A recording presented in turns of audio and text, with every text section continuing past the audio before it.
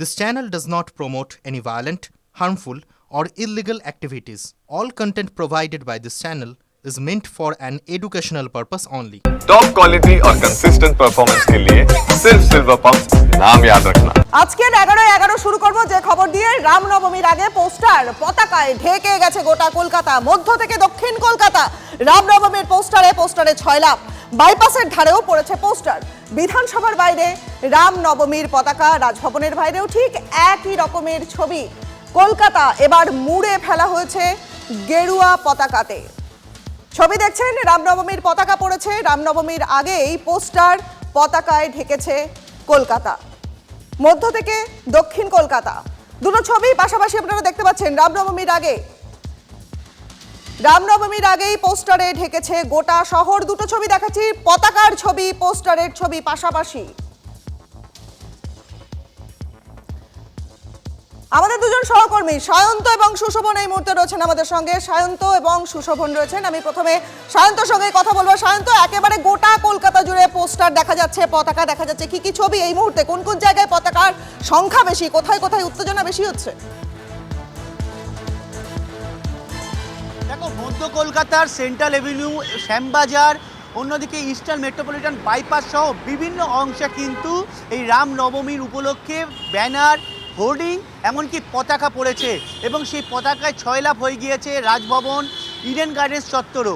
স্বাভাবিকভাবেই আগামীকাল রামনবমী এবং সেই উপলক্ষে গোটা কলকাতা কিন্তু সাজো।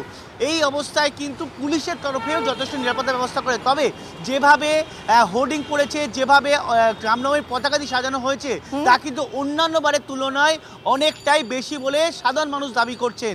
কারণ এবার রামনবমীর অনুষ্ঠান ঘিরে কিন্তু পারদ কিন্তু যথেষ্ট চড়ছে, সেটা রাজনৈতিকভাবেই হোক বা সাধারণ মানুষের দাবি অনুযায়ী হোক। কিন্তু এই অবস্থায় দাঁড়িয়ে যে দেখা যাচ্ছে গোটা মধ্য কলকাতা, মূলত চাঁদনি চক থেকে শুরু করে শ্যামবাজার পর্যন্ত সারা কলকাতা কিন্তু অরেঞ্জ অর্থাৎ কমলা রঙের যে পতাকা, সেই পতাকায় ছয়লাপ হয়ে গিয়েছে।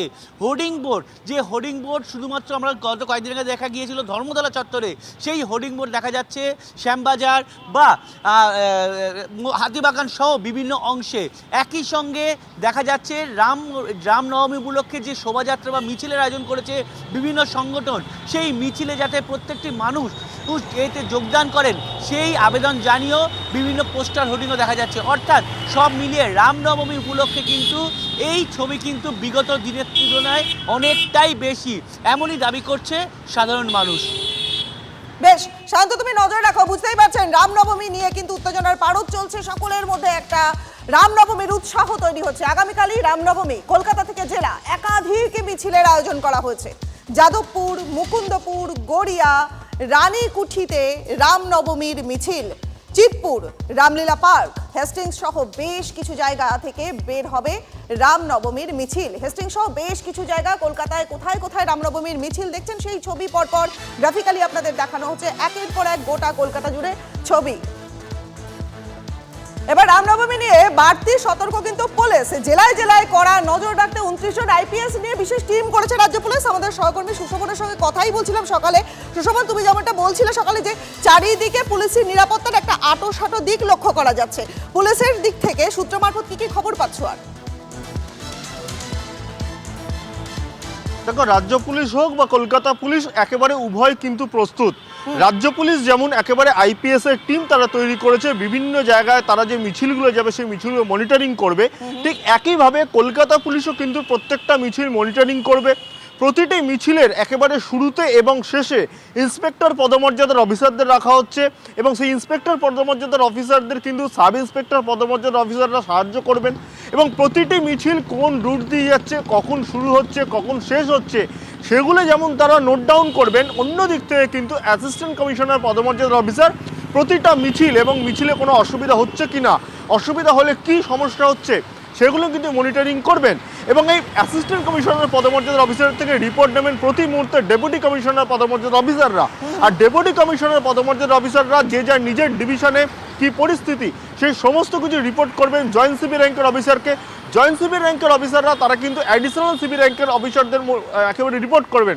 স্বাভাবিকভাবেই কিন্তু রামনবমী জুড়ে কলকাতা শহরে কি পরিস্থিতি, কোথাও আইন শৃঙ্খলার অসুবিধা হচ্ছে কিনা, মিছিল কোন পথে রয়েছে, সেই মিছিলে কতটা নজরদারি হচ্ছে, কোনো অস্ত্র মিছিলে থাকছে কিনা, সবকিছু কিন্তু লালবাজারের মনিটরিং করা হবে। লালবাজার কন্ট্রোল রুম থেকে প্রত্যেকটা মিছিলের ভিডিওগ্রাফি করা হবে এবং যে রাস্তা দিয়ে যাবে, ইতিমধ্যেই কলকাতা পুলিশ কমিশনার তিনি কিন্তু নিজে প্রত্যেকটা থানায় গেছেন, প্রত্যেকটা ট্রাফিক গাড়ি গিয়ে দেখে নিয়েছেন যে রাস্তা সিসি ক্যামেরা ঠিক আছে কিনা।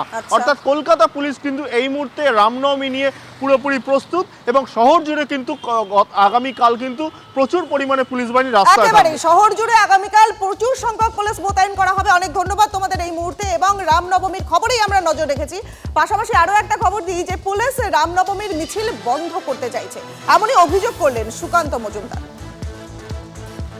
যেহেতু পুলিশকে সক্রিয় থাকতেই হবে, তার কারণ পুলিশ চাইছে বিভিন্ন রকমের লুপহোলস বের করে, বিভিন্ন রকমের কায়দা কানুন করে যাতে রামনবমীর মিছিলগুলোকে বন্ধ করা যায়। অলরেডি একটা বন্ধ করতে চেয়েছিল হাওড়া রঞ্জনী সেনা, তবে কোর্টে গিয়ে ফিরে এসেছে, সেখানে কোর্ট বলে দিয়েছে যে না, বন্ধ করা যাবে না।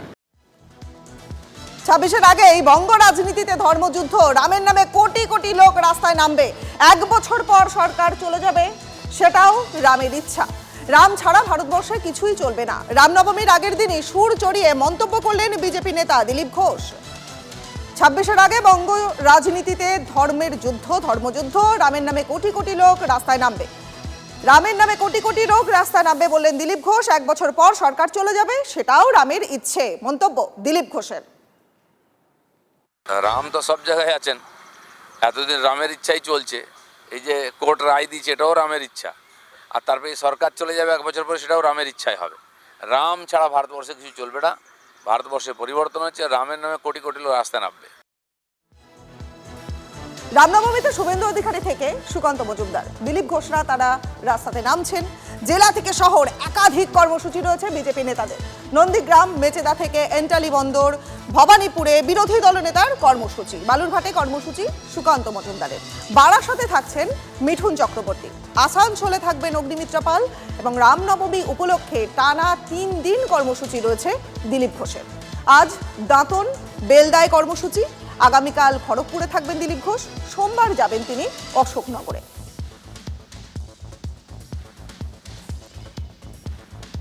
রামনবমীতে দিকে দিকে মিছিলের প্রস্তুতি, গেরুয়া শিবিরের পাল্টা নামছে তৃণমূল। রামনবমী উপলক্ষে কোচবিহারে তৃণমূলের একাধিক কর্মসূচি রয়েছে।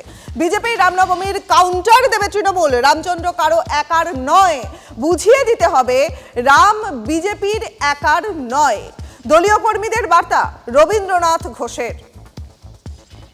কাউন্টার করতে হবে, পরিষ্কার কথা বুঝাই দিতে হবে যে রামচন্দ্রটা বিজেপির লিজ নেয়নি, পাট্টাও নেয়নি, বা রামচন্দ্র যায় বিজেপির ঘরে ঢুকে বসে থাকেনি।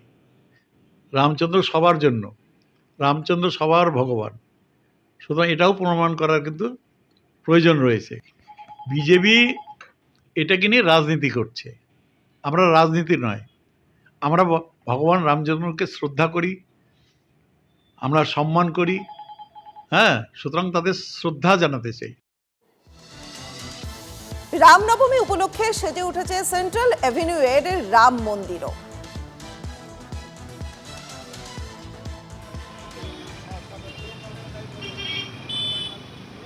সকাল থেকেই সাজো সাজো রব সেন্ট্রাল এভিনিউয়ের রাম মন্দিরে পরিষ্কার পরিচ্ছন্নতার কাজ চলছে। মূলত রাম মন্দির কর্তৃপক্ষ যেটা জানাচ্ছে, সকাল 5টা থেকে বেলা 9:30 পর্যন্ত, এবং তারপর 11:30 থেকে বিকেল রাত 10:30 পর্যন্ত এই রাম মন্দির খোলা থাকবে ভক্তদের জন্য। বিশেষ করে রাম নবমী উপলক্ষেই এই বিশেষ সময়ের ব্যবস্থা করা হয়েছে। মন্দির কর্তৃপক্ষ তরফে জানানো হয়েছে যে ইতিমধ্যেই এই রামনবমী ঘিরে যাবতীয় নিরাপত্তা এবং অন্যান্য ব্যবস্থা গ্রহণ করা হয়েছে, যাতে সাধারণ মানুষ এসে শান্তিতে এবং নির্বিঘ্নে তারা পুজো দিতে পারেন। পুলিশকেও এবারে চিঠি করা হয়েছে, মন্দিরের সংলগ্ন যে ভিড় হবে এবং যে দর্শনার্থীদের লাইন হবে তা যাতে সুষ্ঠুভাবে মন্দিরে প্রবেশ করতে পারে, তার জন্য যাবতীয় ব্যবস্থা করা হয়েছে। কালকে সকালে 5টা খুলবে মন্দির, 9টা অবধি খোলা থাকে, তারপরে 9:30 বন্ধ হয়ে যাবে, 11:30 খুলবে, 11:30 আরতি হবে, আর আরতি হওয়ার পরে তো পাবলিক দর্শন করে প্রসাদ নিয়ে তারপরে আসা যাওয়া সারাদিন চলতে থাকবে, রাত্রি 10টা। পুজোর প্রসাদ সকাল থেকেই দেওয়া হবে বলেই মন্দির কর্তৃপক্ষ জানিয়েছেন। এছাড়াও ভিভিআইপি যারা আসবেন তাদের জন্য বিশেষ ব্যবস্থা রাম মন্দির কর্তৃপক্ষ করেছে। ক্যামেরায় সমর দাসের সঙ্গে সায়ন্ত ভট্টাচার্য, TV9 বাংলা, কলকাতা। রামনবমী উপলক্ষে তৃণমূলের লোকেরাও রাস্তায় থাকবেন, জানালেন দমদমের তৃণমূল সাংসদ সৌগত রায়। আমরা তো এর আগেও রামনবমীতে মিছিল বার করেছি, এবারও অনেক জায়গায় বার হবে। আমার এলাকায় বরানগরে আগেও বার হতো, এবারও বার হবে। তবে আমরা কোথাও পার্টির নামে করছি, কোথাও স্থানীয় ক্লাবের নামে করছি, কিন্তু তৃণমূলের লোকরা রামনবমীর দিন রাস্তায় থাকবে। রামনবমী করা মানেই সাম্প্রদায়িকতা, এটা আমরা মনে করি না। রামের প্রতি শ্রদ্ধা জানানো তো কোনো অন্যায় নয়, কিন্তু বিজেপি এটাকে উগ্রতা দিয়ে দিয়েছে, দরকার ছিল না। রামনবমীর দিন আমরা রাস্তায় থাকব, তৃণমূল আর পুলিশ ঘরে থাকুক, তৃণমূল গোলমাল না করলেই শান্তিপূর্ণ মিছিল হবে, মন্তব্য করলেন বিরোধী দলনেতা শুভেন্দু অধিকারী। আমরা সেদিন রাস্তায় থাকব, আপনারা গোলমাল করবেন না, শান্তিপূর্ণ হবে। ধ্বজ নিয়ে, জয় শ্রীরাম নিয়ে, রামচন্দ্রের ছবি নিয়ে আপনারা চুলকাতে আসবেন না। ওই একটা দিন আমাদের ছেড়ে দিন, গাড়িতে ধ্বজ থাকবে, বাড়িতে ধ্বজ থাকবে, মোটরসাইকেলে ধ্বজ থাকবে। হাই হ্যালো ছোড়ো, জয় শ্রীরাম বলো, সারাদিন জয় শ্রীরাম বলবো। আপনার সঙ্গে দেখা হলেও বলবো, আপনি ফোন করলেও বলবো। বাড়ির মাথায় ধ্বজ উঠবে, মোটরসাইকেলে ধ্বজ থাকবে, গাড়িতে ধ্বজ থাকবে, ঠাকুরের পুজো হবে, ভোগ নেব, শাঁখ বাজাবো, দীপদান করব। ভগবান পুরুষোত্তম রামচন্দ্র মহারাজ ভারতবর্ষের আস্থার প্রতীক, হিন্দুদের আত্মার প্রতীক, পালন করব আমরা। আপনারা ওই দিন একটু তৃণমূলীরা আর পুলিশ একটু ঘরে থাকুন, কিচ্ছু হবে না।